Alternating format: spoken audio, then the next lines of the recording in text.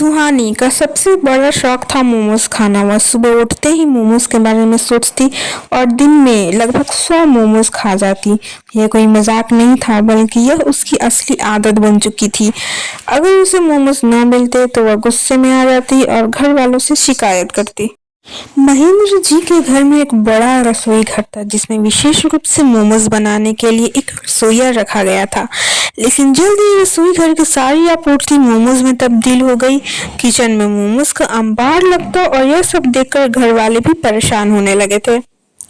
सुहानी का मोमोज प्रेम दिन प्रतिदिन बढ़ते जा रहा था। उसकी यह आदत देखकर उसकी सास ममता देवी ने उसे समझाने की बहुत कोशिश की। ममता देवी ने सुहानी से कहा, बेटा, तुम्हें यह मोमोज खाना छोड़ देना चाहिए, यह तुम्हारी सेहत के लिए ठीक नहीं है। लेकिन सुहानी का उत्तर हमेशा यही होता था, माँ, मोमोज ही मेरी खुशी है। सुहानी का स्वास्थ्य भी इससे प्रभावित होने लगा। उसका पेट हमेशा भरा रहता और वह आलसी हो गई थी।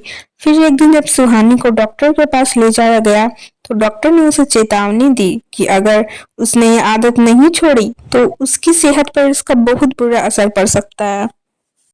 सुहानी को डॉक्टर की बात अच्छी नहीं लगी, लेकिन वह किसी भी तरह अपनी आदत को छोड़ने के लिए तैयार नहीं थी। फिर एक दिन सुहानी के साथ ऐसा हुआ जो उसकी जिंदगी का सबसे बड़ा मोड़ साबित हुआ।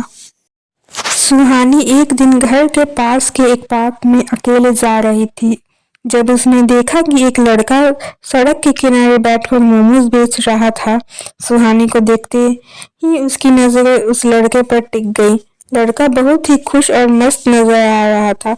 उसने सुहानी से कहा, आपको मोमोज चाहिए? सुहानी ने मुस्कुराते हुए जवाब दिया, हाँ। लड़का मोमोज देता है और कहता है, खाए खाए इन मोमोज को खाकर क्या खोना है। सुहानी ने मोमोज खाए और खुद को महसूस किया कि उस मोमोज में वह स्वाद नहीं था जो पहले था। उसने सोचा, क्या सच में मोमोज ही मेरी खुशी का कारण है? उस दिन के बाद सुहानी ने मोमोज खाना छोड़ने का निर्णय किया। यह कहानी तब से बदल गई। सुहानी ने अपनी आदत बदलने का प्रयास किया और धीरे धीरे उसकी सेहत में सुधार हुआ। उसे समझ में आ गया कि असली खुशी केवल स्वाद और खाना नहीं, बल्कि संतुलित जीवन शैली में है।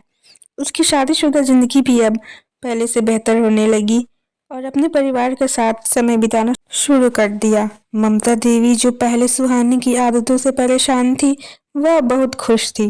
उन्होंने अपनी बहू को समझाया कि एक अच्छे परिवार में संतुलन और प्रेम सबसे महत्वपूर्ण चीजें हैं। सुहानी अब एक नई जिंदगी जीने लगी। वह अब मोमोज के बजाय ताजगी और सेहतमंद आहार को प्राथमिकता देती।